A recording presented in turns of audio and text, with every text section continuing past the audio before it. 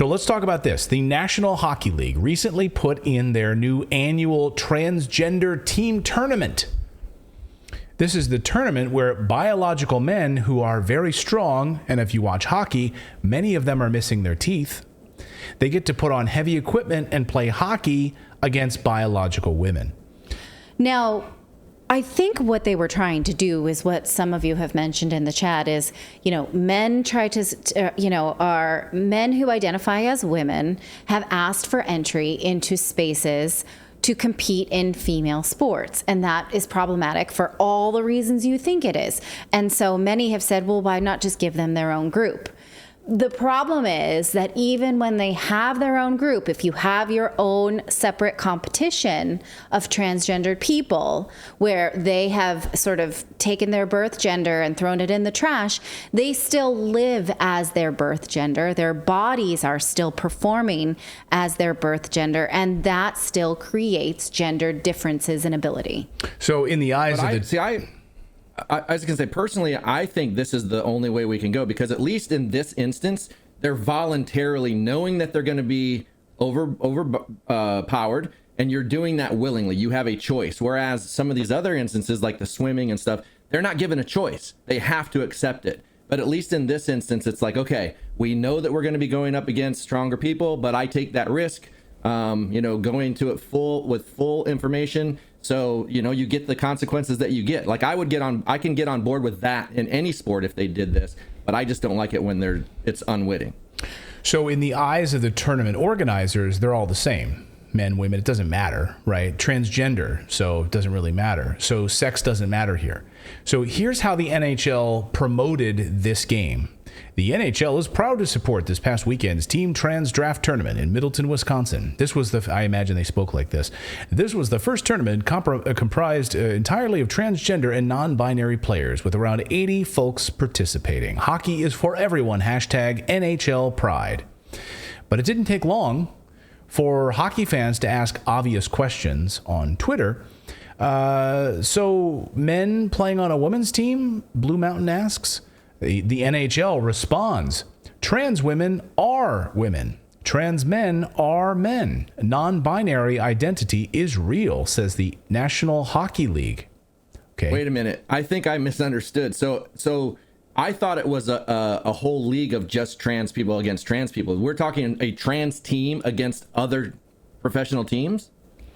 It was a tournament where trans players played. It did, biological men played against biological women in one tournament, and there was no. Okay. No, I don't think so. I think it's trans teams. Let me get through the story. Teams. Okay, let me show you exactly what happened, because here's what happened. Okay, everything changed. It was trans teams, so there was biological men on the same team as a biological woman.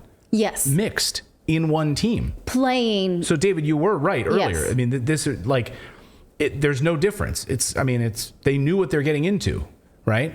So everything changed. They knew what they were getting into. But then once the whistle blew and the game began, then all shit hit the fan.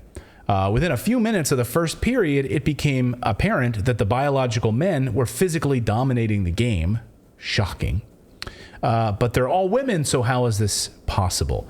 It all came to a head when the biological men smashed the biological women into the ice and into the rink walls, called a body check, and gave out a concussion. That one, at least, that we know of. But what's a few concussions among girls, right? As one hockey writer wrote, they're a very lucky woman. They're very lucky a woman wasn't killed. And one body check into the boards, and that person could have easily died on the ice. Easily. Okay. So this is where then I think we push back against David's point. Children and adults set the rules, and so there is liability here. If you had said, we take the risk here, we're going to put all trans people together on one team, you are putting bodies at risk. You are saying that people who are stronger and unevenly matched are going to be harming. There's a story out of the UK when this started happening in rugby, and they allowed a transgender woman, or girl who had been a biological male play rugby against girls. And the coach started to say, would joke around like, yes, she can fold the other players like a deck chair. And the Rugby Association was like, wait a minute, we're going to get sued for this because we've allowed this disproportionate match to happen.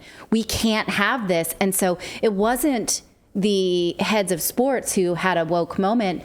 It was the lawyers who said, whoa, this is a liability. We're making decisions on behalf of children where they would get hurt. And they reversed policy.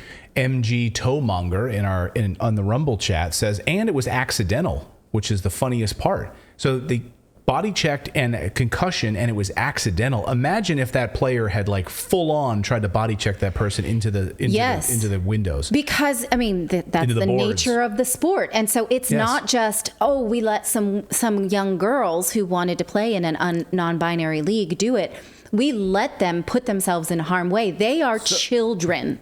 Yeah. I'm confused. I thought these were adults. Like, I didn't know that these were kids. Like, so if it's a kids league and they're doing it as some kind of like, special event. And then if that's the case, why in the hell is the NHL even talking about it? I think this is a draft turn. This is a bit separate, but I think a lot of them were kids or at least under 18. And the example that I'm giving just now was for rugby in the UK. And this was youth sports. Right. And this is, again, we should not allow them to make these decisions. I would never say that, like, my 12-year-old daughter, I don't have a 12-year-old daughter, could play varsity football with boys. You should not be able to make that decision because it puts her in harm's way. Conservative Doggy says, yeah, we're all confused. Yeah, I get it. I mean, they were adults. I mean, it was a draft tournament. They were adults. They were, 18, and the NHL called them women and called them men. Like, these are adults who were playing in this draft tournament. Like, so people got hurt. So it didn't take long for hockey fans to ask that question on Twitter, and then it went further. Everything changed once the whistle blew and people got hurt. Now the Daily Caller has gone one step further, one step deeper, and done an investigation into transgender athletes competing in the opposite gender. So here's the Daily Caller investigation into this. The Daily Caller News Foundation found, men are winning women's athletic competitions across the nation, which we've covered here on the show. But the results are not surprising at all. And here's a quote from the Daily Caller piece. Dozens of athletic competitions for women and girls have been upended by the participation of males identifying as transgender women, who benefit from a host of biological advantages over female competitors, according to the Daily Caller. Transgender identified males have competed in a variety of women's athletic competitions, from school sports for young children to top college events and Olympic competitions. Differences in an average woman's strength, stamina, and physique compared to the average male are sustained even when a male undergoes testosterone suppression, according to the Sports Council Equality Group, because, as we've covered here on the show before, testosterone is not the only thing that makes a male. No. Right? It's a small part of it. But that is not... So even if they have these suppressions, or they take it, does not make them more or less of a man. Right? That's like They're Fallon so biologically Fox. I always man. bring up, I bring up the Fallon Fox story, the UFC fighter who completely caved in a girl's eye socket and changed so that because the girl didn't volunteer for that, so now they have to let the girl accept that they will be fighting a biological man instead of just letting it happen, because this girl could have died. Like, they literally crushed her skull. Oh my God. So you'll recall Riley Gaines, the NCAA women's swimmer. She was competing against Leah Thomas, who is a biological male. See if you can spot Leah Thomas in this photo, the biological male. See if you can spot the biological male in this photo. Thomas had ranked 462nd. 462nd, Leah Thomas had ranked, while swimming on the men's team, but was ranked first in the nation while competing against women. Riley Gaines tied Leah Thomas for 5th place at the tournament. It was basically told by the tournament organizers from the NCAA, don't rock the boat, let Leah get the glory and get the trophy, and you just stand off to the side. Watch this. So when you came out of the water and realized you were 5th, you had tied for 5th, with someone that has a physical advantage over you. What did you think? Right. I touched the wall and I saw there was a 5 by my name indicating that I got 5th. But the first thing I really looked at was who won, because I was just so curious, who would win that race, because the night before Leah won the 500 free. And so more interested in my own self, I was interested in who won.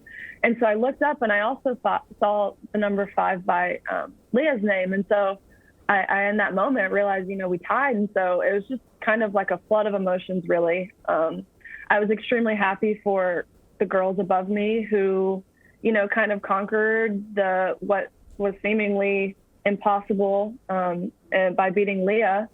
And so it was kind of just an array of emotions. But I was shocked, really.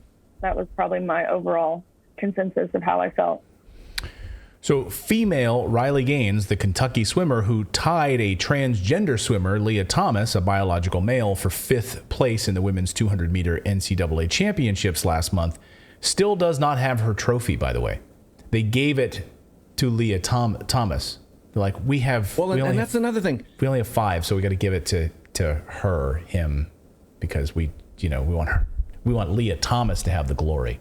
Go ahead. And you have all of these biological males breaking these records that some girls will never be. And they work their whole lives. Like, some of these girls start in like elementary training in track and field, and it's like their dream to do this. And then they go compete against a biological male that runs so fast that they will never be able to get that record. So they lose opportunities. They lose opportunities potentially for the Olympics, for other, like college sports. They could lose a scholarship. Oh, so it goes beyond that. Issue. Yeah, you're right. And actually, trans activists don't like to talk a lot about Leah Thomas, because the biology of that body is so obviously advantaged when it comes to something like swimming.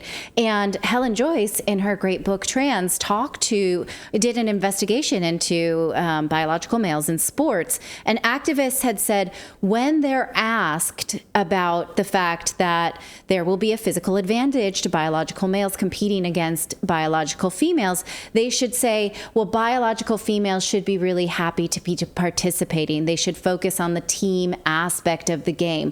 They should be happy that they have the chance to participate, as if this is women's suffrage and we should just be glad to be there. Just so glad we're let in the room in our own sports competitions. She didn't even get a participation trophy, which is what you're basically talking about here. She at least should get a little pat on the head and a participation trophy, because she showed up, and she should be happy that she got to, because at some point, I guess the thing is, there shouldn't even be a women's category.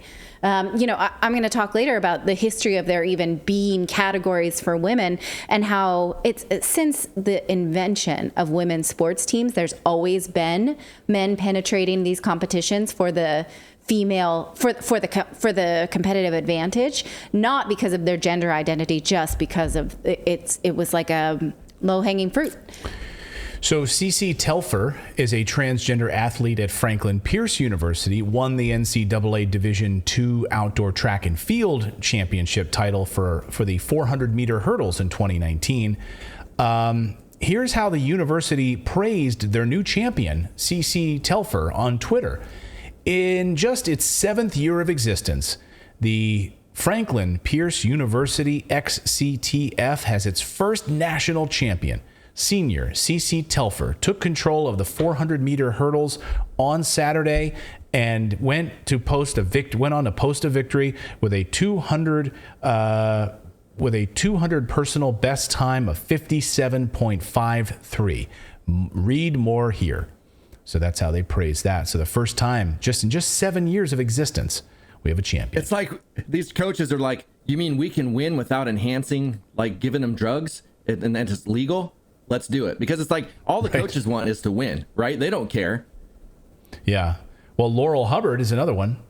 Transgender weightlifter who won 2 gold medals at the Pacific Games in 2019 while competing in the women's division. See if you can spot Laurel Hubbard in your photo. Went on to join the women's Olympic team, becoming the first biological male in Olympic history to compete in a women's sport. Some female athletes at least try to present as a female.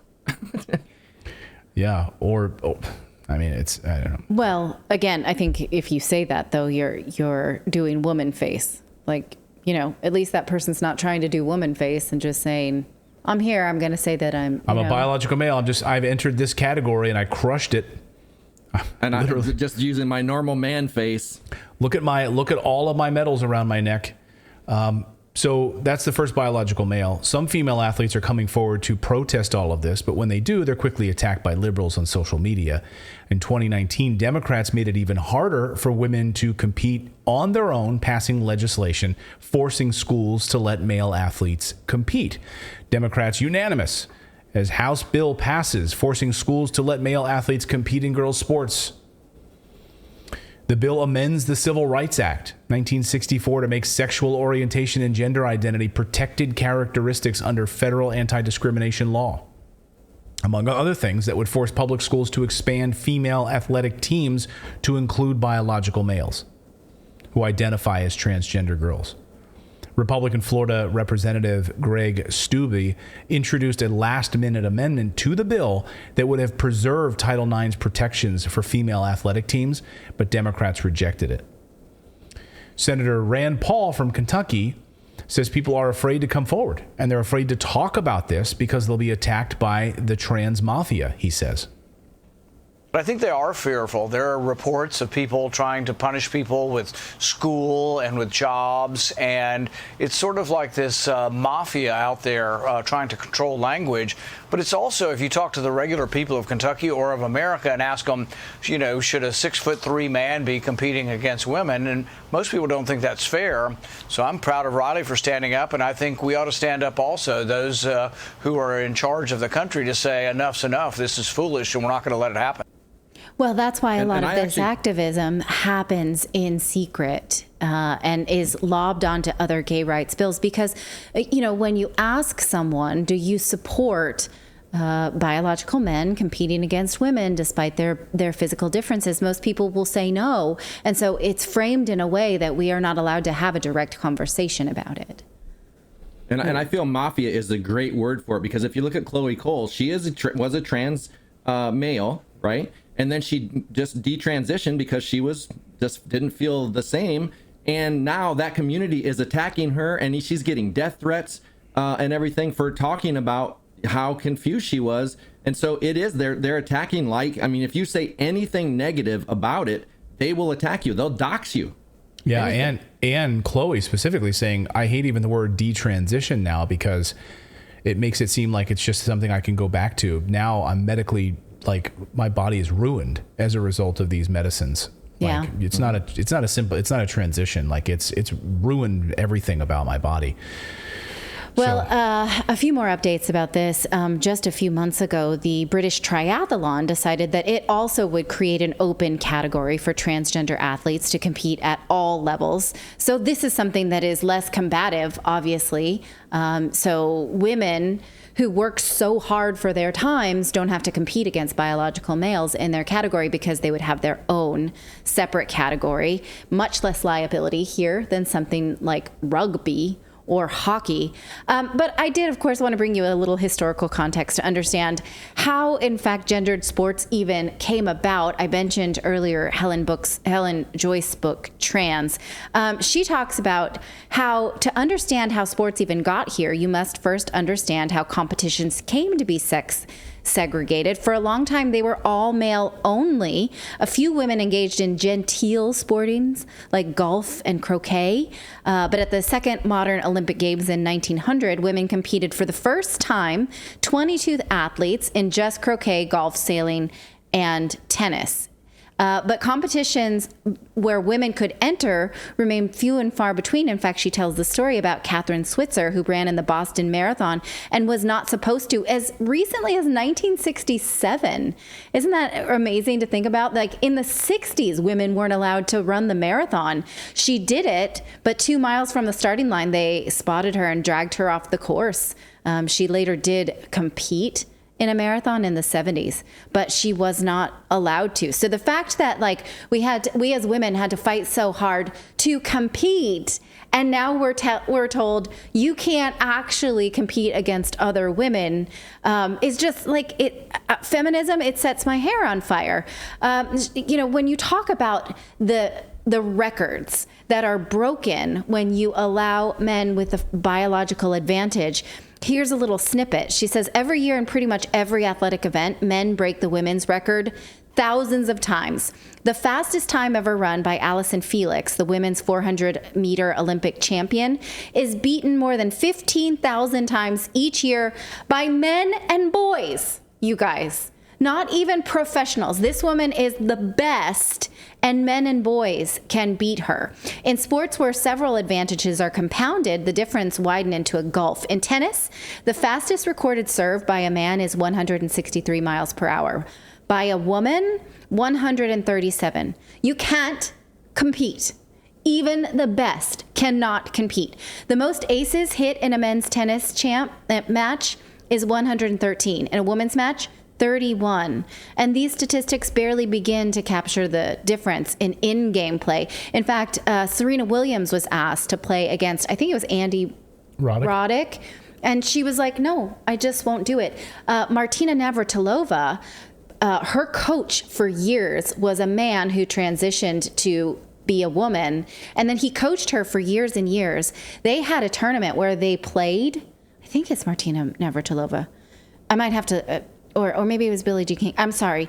But okay. But he coached her, and then they had a tournament, and she said, even, the coach at this point was 10 years past the prime of his career, had barely trained at all, and she couldn't beat him when he transitioned to a woman. She couldn't beat him. She's like, I tried my best. I was at the peak of my career. I'll look up if it's her, but these differences, obviously, activists don't want us to talk about them because they're so stinking blaring. Right. Yeah. And again, I come back full circle. People, not only is it blaring and it's hurting women being able to compete amongst themselves in their own, this is what Title IX is about, but people are going to get hurt and people are going to get sued. Yeah. And that's probably when the money starts flowing out through lawsuits. Maybe that's when this stuff will stop. Yes. This craziness will stop. Thank you so much for watching this segment here at Redacted. We are live every day at 4 p.m. Eastern time, trying to share the stories that the mainstream media will not cover. You should also come over and join our community of Redacted Rebels over at Redacted.inc. That's our private locals community where we can share exclusive content that we simply cannot share here on YouTube. Come over and join the rebellion together right now by going to Redacted.inc. We'll see you next time.